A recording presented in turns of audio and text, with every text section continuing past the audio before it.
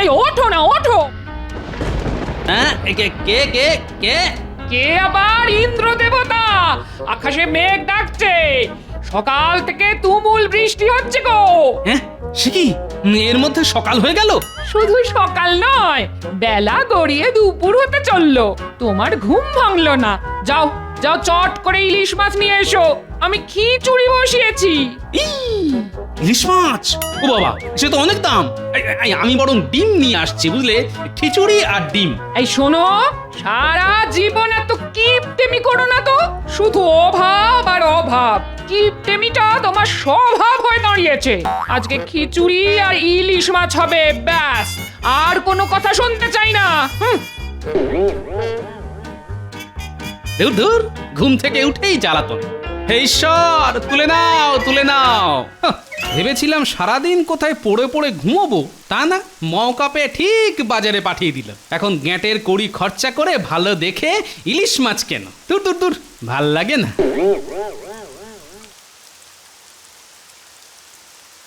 ইলিশ নিয়ে যান, ইলিশ একদম জলের দরে। ইলিশ নিয়ে যান, একদম জলের দরে। পদ্মার ইলিশ মাছ, ইলিশ ইলিশ ইলিশ, একদম টাটকা ইলিশ নিয়ে যান। দে তাহলে। এই নাও গোপাল দাদা, এই নাও। ঠিক আছে, আসি তাহলে। আরে গোপাল দাদা, দামটা তো দিয়ে যাও। দাম? কিসের দাম? হ্যাঁ, 5 টাকা কেজি দাম। এই তো বললি জলের দরে ইলিশ, জলের আবার কোনো দাম আছে নাকি? হ্যাঁ, ওটা তো কথার কথা গোপাল দাদা, মাছ আবার জলের দরে বিক্রি হয় নাকি? শোন, আমার কাছে কথার দাম আছে, তোর না থাকতে পারে। দূর, সকাল সকাল আমাকে কেমন ঠকিয়ে দিয়ে চলে গেল।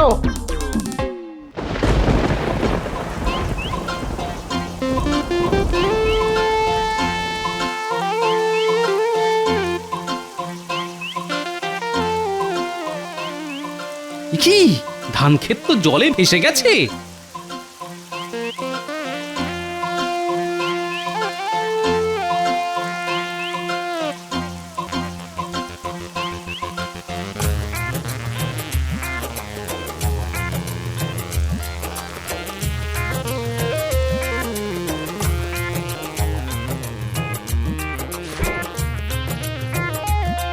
কি গোপাল, কালকে রাজসভা এলে না, আবার আজকে এত দেরি, তা ব্যাপারটা কি?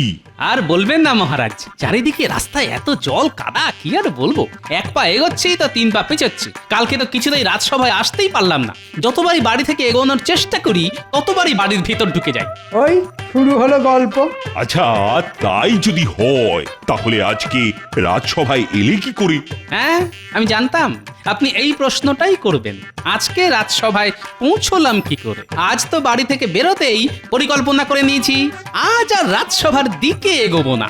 তাই আজ শুধু 1 পা করে পিছিয়েছি আর 5 পা করে এগিয়ে এসেছি। তাই তরতর করে রাজসভায় চলে এলাম। ওহ গোপাল, তোমার উপস্থিত বুদ্ধির জবাব নেই। রক্ষা করুন মহারাজ, রক্ষা করুন মহারাজ, রক্ষা করুন। সব সর্বনাশ হয়ে গেল আমাদের, সব সর্বনাশ হয়ে গেল। মহারাজ, মহারাজ কিছু একটা করুন, কিছু একটা করুন। কি হয়েছে তোমাদের? মহারাজ, মহারাজ, আমাদের চাষ জমি জলের তলায় চলে গেছে, ঘর বাড়িও ডুবে গেছে। কালকে থেকে না খেয়ে আছি মহারাজ, আপনি কিছু একটা ব্যবস্থা করুন মহারাজ। আচ্ছা, তোমাদের মোটামুটি কতজন গ্রামবাসী এরকম সমস্যায়? তাও শখানেক তো হবেই মহারাজ। কিন্তু রাজবাড়ির ভান্ডার থেকে তো অত লোকজনের খাবার দাবার এই মুহূর্তে জোগান দেওয়া যাবে না। মহারাজ, মহারাজ, আপনি আমাদের মা বাপ, আপনি আপনি কিছু একটা করুন। আমি মরে যাই, মরে যাব, কিন্তু আমার স্ত্রী সন্তানকে এরকম না খেয়ে মরতে দেব না। ঠিক আছে, শোনো, আমি তোমাদের থাকার জন্য রাজ্যের পশ্চিমে একটা উঁচু মাঠে তাঁবু খাটানোর ব্যবস্থা করে দিচ্ছি, আর তোমাদের খাবার জোগানের ব্যাপারে দেখছি কি করা যায়। আপনি মহান মহারাজ, আপনি গরিবের ভগবান। শোনো গোপাল, তুমি বেশ কিছু সেনা আর লোক নাও, আর তাড়াতাড়ি রাজ্যের পশ্চিমের বড় মাঠে বেশ কিছু তাঁবু খাটানোর ব্যবস্থা করো। যথা আজ্ঞা মহারাজ। আর মন্ত্রী, বলুন মহারাজ। তুমি আমার সাথে মুর্শিদাবাদে চলো। এই মুহূর্তে নবাব বাহাদুরই আমাদের একমাত্র ভরসা। উনি যদি আমাদের কিছু খাদ্যশস্য দিয়ে সাহায্য করেন, তবেই একমাত্র আমাদের সুরাহা হবে। হ্যাঁ ঠিক বলেছেন মহারাজ, এই বিপদে একমাত্র নবাবই আমাদের ভরসা। এই মৌকায় যদি কিছু কামিয়ে নেওয়া যায় তাহলে তো কেল্লা ফাতে। হ্যাঁ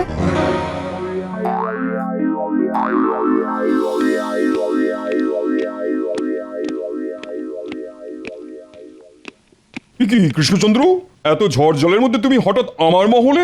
জাহাপানা, অনেক বিপদে পড়ে মানে এই ঝড় জলের মধ্যেও আপনার কাছে ছুটে এসেছি।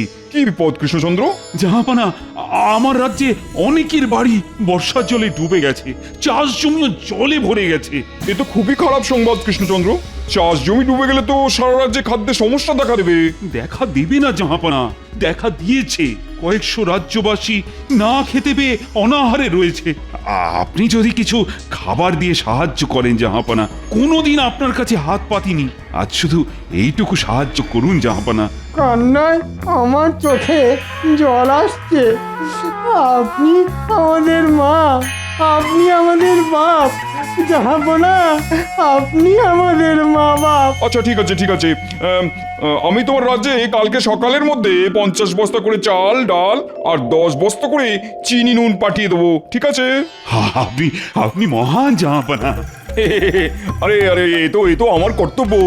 এই তোমাদের অনেকবার অনেক প্যাঁচে ফেলেছি, কিন্তু এবার আর না।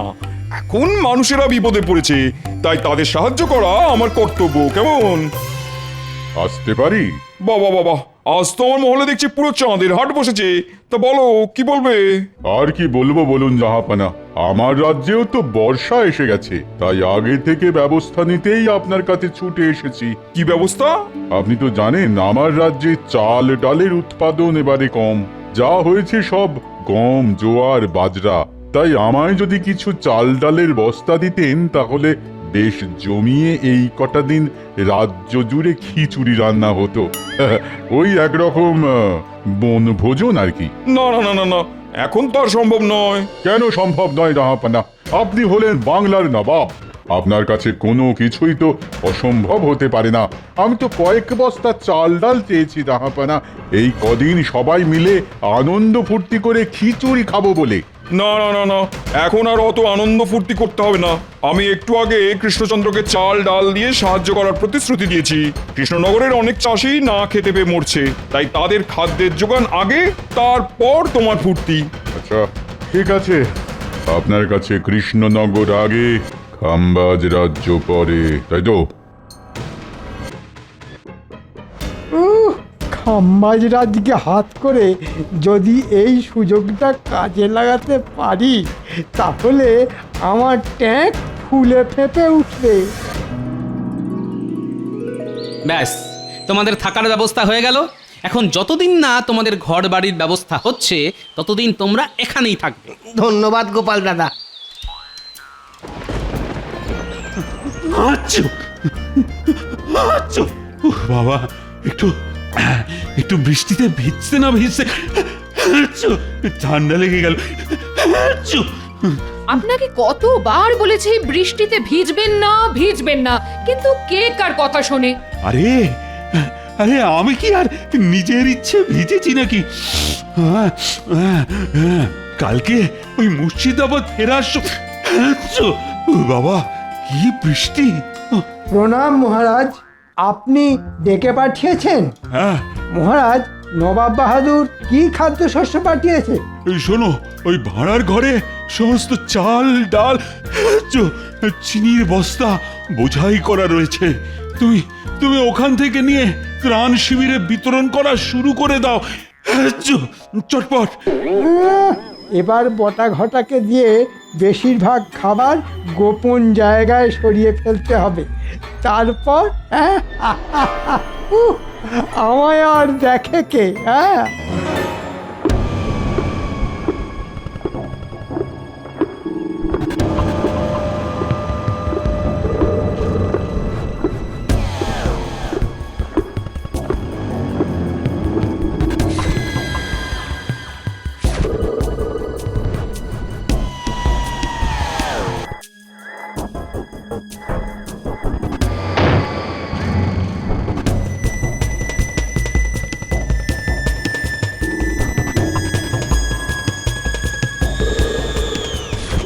তাড়াতাড়ি হাত চালা, তাড়াতাড়ি তাড়াতাড়ি হাত চালা।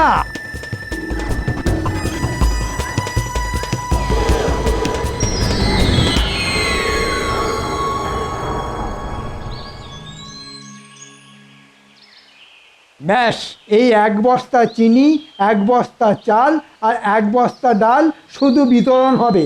আর বাকি বস্তার চাল ডাল খাম্বাজ রাজকে সব বেচে দেবো। উফ, মন্ত্রীমশাই মন্ত্রীমশাই, আপনার মাথায় কি বুদ্ধি! পুরো একেবারে ওই গাঁটে গাঁটে। রে, আমার সঙ্গে থেকে থেকেও তো আমার মতো হতে পারলি না, হ্যাঁ? নামটা ঘটা হলে কি হবে? ঘট ফুটো হয়ে সব বুদ্ধি বেরিয়ে যাচ্ছে। ঠিক বলেছেন মন্ত্রী মশাই।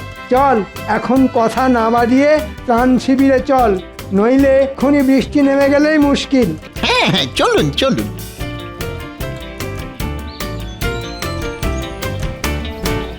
এই, তোমরা সবাই সারিবদ্ধ হয়ে বাটি নিয়ে দাঁড়িয়ে পড়ো, চাল ডাল চিনি দেওয়া হবে।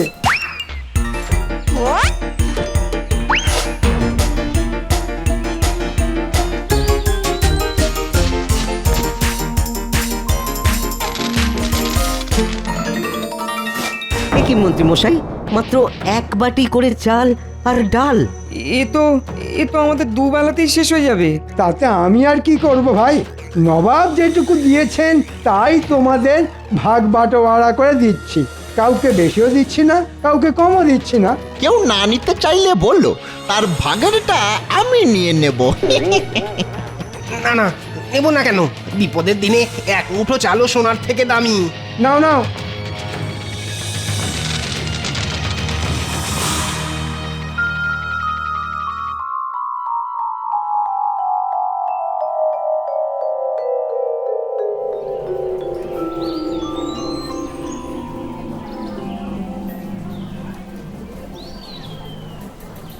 কি বলো, ত্রাণ সামগ্রী কিছু কি এসেছে, না এখনো মন্ত্রীমশাই এসেই পৌঁছয়নি?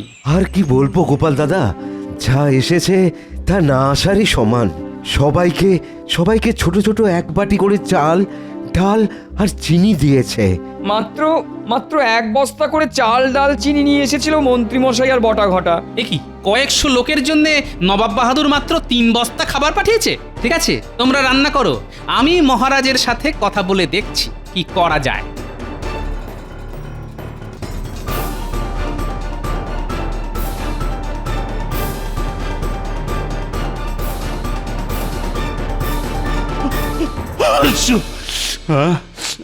বাবা, কি ঠান্ডা লাগলো রে বাপরে বাপ! উফ, এ কি মহারাজ, বাইরেও ঝড় জল, ঘরের ভিতরেও ঝড় জল। বাবা, ভালো বলেছো গোপাল। বলো বলো, কি বলতে এসেছো বলো। বলছিলাম কি মহারাজ, আপনি আর মন্ত্রীমশাই তো নবাব বাহাদুরের কাছে ত্রাণ সাহায্য চাইতে গিয়েছিলেন, তা তিনি মাত্র 1 বস্তা করে চাল ডাল চিনি পাঠিয়েছেন? না না, তিনি তো 50 বস্তা করে চাল ডাল আর 10 বস্তা করে চিনি আর নুন পাঠিয়েছেন। কিন্তু মন্ত্রীমশাই তো ত্রাণ শিবিরে শুধু 1 বস্তা করে চাল ডাল চিনি নিয়ে এসেছিল, আর তার থেকে সবাইকে 1 বাটি করে দিয়েছে। কি কি যা তা কথা বলছো বলো তো? সত্যি বলছি মহারাজ, আপনার বিশ্বাস না হলে আমার সাথে ত্রাণ শিবিরে চলুন। না না গোপাল, আমার তোমার উপর ভরসা আছে। বাবা, আমি এই বর্ষা বাদলার মধ্যে আর বাইরে বেরোবো না। আমি মন্ত্রীকে এখানেই ডেকে নিয়েছি। বাবা, প্রহরী, ও প্রহরী! বলুন মহারাজ। শোনো, মন্ত্রীকে এক্ষুনি ডেকে নিয়ে এসো তো।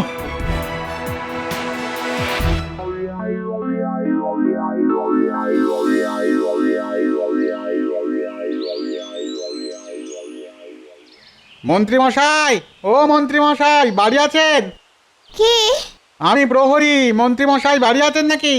না না, উনি তো একটু আগেই ত্রাণ শিবির থেকে ফিরেই বেরিয়ে গেছেন কোনো এক রাজ্যের রাজার সাথে কথা বলতে।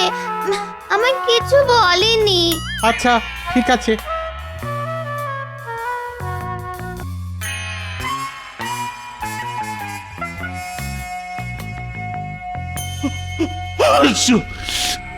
মহারাজ, মন্ত্রী মশাই তো বাড়িতেই নেই। হ্যাঁ, বাড়িতে নেই তো, কোথায় গেছে? মন্ত্রী মশাইয়ের স্ত্রী বললেন কোনো এক রাজ্যের রাজার সাথে দেখা করতে গেছেন, কিন্তু কোথায় গেছেন সেটা জানেন না।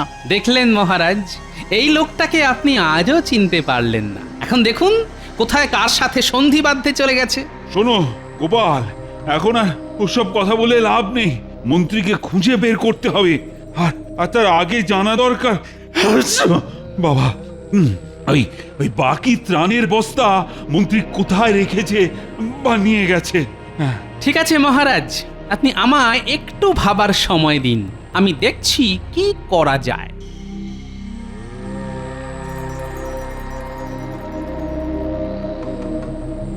কোথায় গেলেন মন্ত্রী মশাই? এই বর্ষার মধ্যে বাড়ি ছেড়ে এখন অন্য রাজ্যে কি করছেন? ত্রাণ সামগ্রীর বাকি বস্তা কোথায় গেল?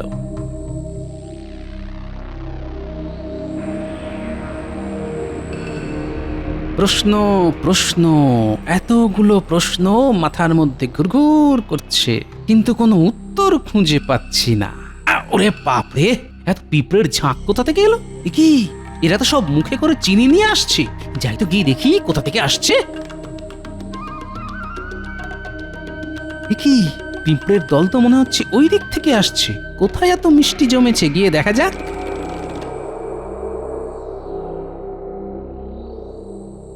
বুঝলি ঘটা, আমি একটু আগে খাম্বাজ রাজার সাথে কথা বলে এলাম। উনি আমাদের পাওয়া এই সব ত্রাণের খাদ্য কিনতে রাজি আছেন। আজকে রাতে ওনার দলবল আসবেন আর সব নিয়ে যাবে। ও, তারপর আমাদের কাছে শুধু টাকা আর টাকা, কি বলেন মন্ত্রী মশাই? ওরে বাপরে, ওরে বাবা, পিঁপড়ে কামড়ালো। জ্বলে গেল, জ্বলে গেল। এখানে এত পিঁপড়ে এলো কিভাবে? হ্যাঁ, এ বাবা, চিনির একটা বস্তা একটু ছিঁড়ে গেছে।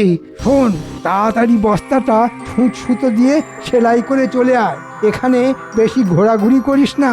আচ্ছা মন্ত্রী মশাই। আর হ্যাঁ, রাতে যখন খাম্বাজ রাজ ওনার লোকজন নিয়ে আসবেন, তখন একেবারে ওনাদের গাড়িতে বস্তাগুলো তুলে টাকা নিয়ে সরে পড়বো। আর একটা কথা, এখন আমরা গা ঢাকা দিয়ে থাকবো, তারপর টাকা পেয়ে গেলে রাজ্য থেকেই হাওয়া হয়ে যাব। কি বুঝলি? মন্ত্রী মশাই, আপনার কি বুদ্ধি! একটু একটু পায়ে ধুলো দিন, একটু পায়ে ধুলো। পায়ে না, এখন ধুলো নেই, কাদা আছে, শুকিয়ে গেলে নিস। হ্যাঁ, চললাম রে। বস্তা সেলাই হয়ে গেলে আমার বাড়িতে চলে যাস।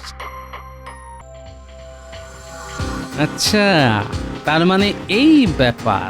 ত্রাণের সব খাবার এখানে না, এক্ষুনি কিছু একটা করতে হবে।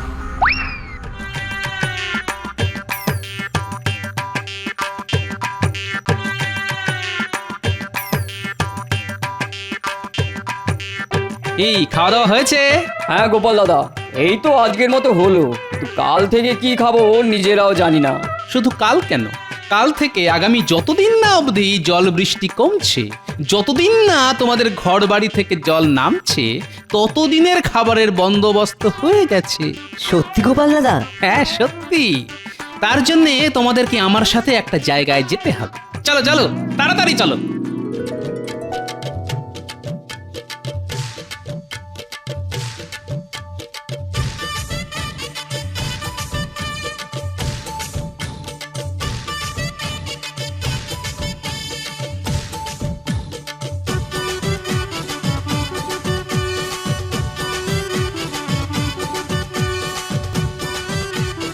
উড়িয়ে বাবা, কত বস্তা!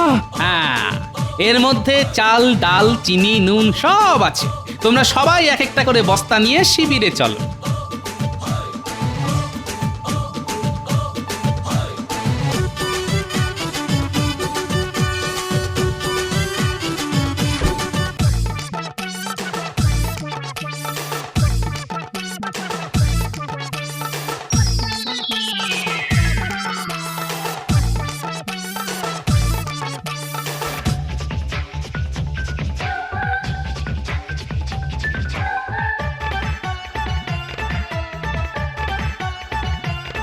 শোনো, খাবার ব্যবস্থা তো হলো, এবার দেওয়ার ব্যবস্থা করতে হবে। দেওয়ার ব্যবস্থা মানে? মন্ত্রীমশাইকে চমক দিতে হবে। এ কি আবার মেঘ ডাকছে? এখন তো বৃষ্টি শুরু হলেই মুশকিল। এই এই তোমরা সবাই একটা একটা করে বস্তা চটপট গাড়িতে তোলো।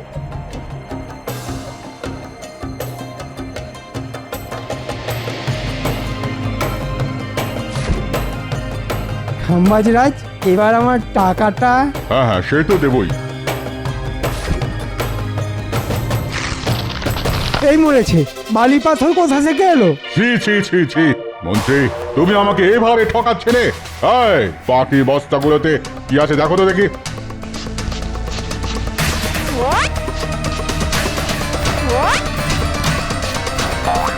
মহারাজ মহারাজ, এগুলোতেও সব মাটি পাথর বালি। সে কি?